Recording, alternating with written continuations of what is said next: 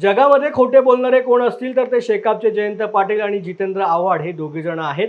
तुम्ही शेकापचे प्रदेश सरचिटणीस झालात आणि 1952 पासून जिल्ह्यामध्ये लोकसभेच्या निवडणुका झाल्या, तिथपासून काँग्रेस आणि तुमच्यात लढत झाली, परंतु तुम्ही नेतृत्व घेतल्यावरती या जिल्ह्यामधून शेकाप हद्दपार झाली, असा गंभीर आरोप सुनील तटकरे यांनी जयंत पाटील यांच्यावर केलाय।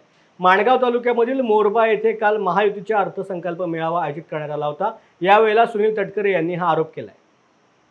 आणि 52 सालापासून या जिल्ह्यामध्ये लोकसभेच्या निवडणुका झाल्या, या जिल्ह्यामध्ये काँग्रेस आणि शेतकरी कामगार पक्षाची लढत झाली, पण तुम्ही या महाराष्ट्राच्या शेतकरी कामगार पक्षाचं नेतृत्व घेतलं आणि रायगड जिल्ह्यातला शेतकरी कामगार पक्ष तुम्ही हद्दपार केला। लोकसभेच्या निवडणुकीमध्ये शेतकरी कामगार पक्ष पहिल्यांदा 2009 सालामध्ये गेला, तुम्ही शिवसेनेची लाचारी करत त्यांच्याकडे गेला, तुम्ही लोकसभेच्या दोन्ही उमेदवारांना पाठिंबा दिला। या रायगड लोकसभा मतदारसंघात आणि मावळ मतदारसंघात 4 आमदारांची बेगडी तुम्ही शिवसेनेच्या पत्रात पाडली, म्हणून त्यावेळेला तुम्हाला विधानसभेवरती